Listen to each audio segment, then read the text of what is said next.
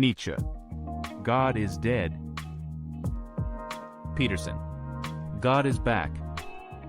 To my knowledge, Jordan Peterson hasn't made the official declaration that God is back, but he certainly believes that we need God. Nietzsche, on the other hand, didn't think so. Let's explore the philosophy of Nietzsche, and come back to Dr. Peterson at the end. This video was inspired by a comment from one of my previous videos about existentialism. The idea that nothing matters is pretty scary, but it can also be comforting depending on your perspective. If nothing matters, then why not do everything you want? Obviously, I'm not gonna go around committing heinous crimes because nothing matters, but chase your dreams because nothing matters. First of all, Jaden, thank you for your comment. It helps interacting with others about this sort of thing. Your comment inspired me to make this video.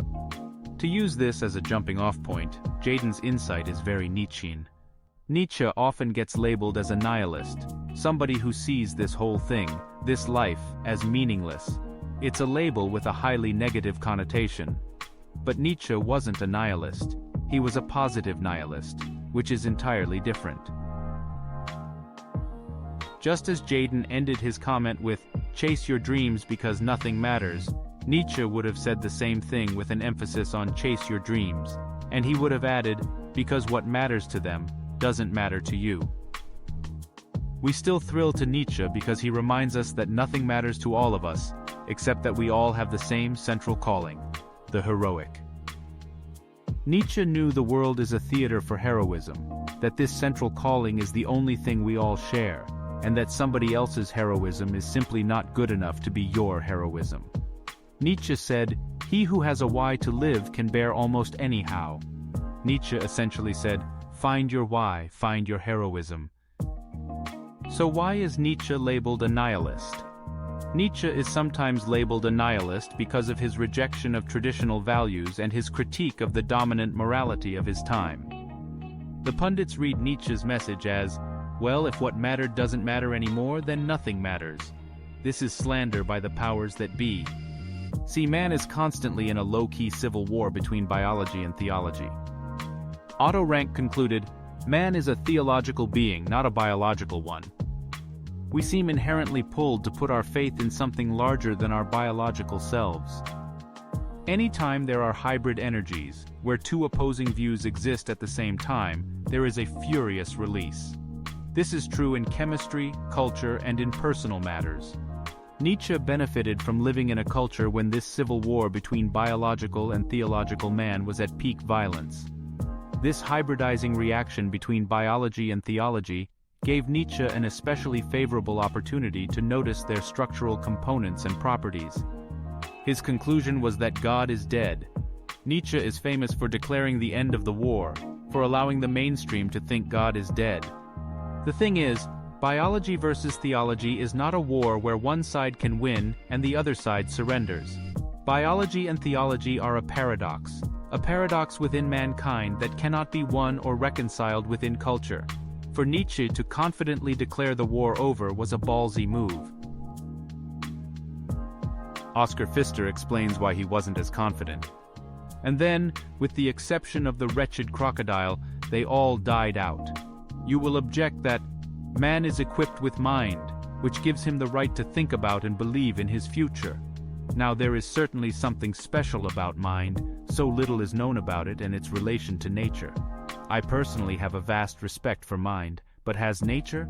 Mind is only a little bit of nature, the rest of which seems to be able to get along very well without it. Will it really allow itself to be influenced to any great extent by regard for mind? Enviable he who can feel more confident about that than I. A normal person cannot declare biology victorious because normal people are afraid of biology, we are afraid of nature. If biology wins, we automatically lose. So how did Nietzsche get over this fear? Well, just as Kierkegaard never fully found God, Nietzsche never fully defeated him.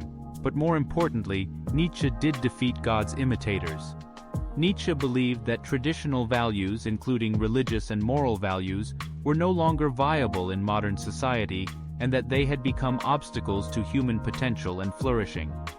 He saw the need to move beyond these traditional values and to create new values that would be based on the affirmation of life and the realization of human potential. However, Nietzsche did not believe that this process of creating new values was easy or straightforward. He recognized that it would involve a kind of death of God and the rejection of traditional values, which could lead to a sense of meaninglessness and nihilism. Nevertheless, he believed that this process was necessary for the emergence of a new form of human existence that would be based on individualism, self-expression, and the pursuit of power. In other words, Nietzsche perfected the art of not giving a rat's ass. This is where the positive in positive nihilism comes from.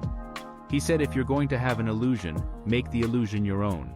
Anything less, especially theological meekness, is a disservice to your own pursuit of power. Nietzsche said, "What doesn't kill you makes you stronger."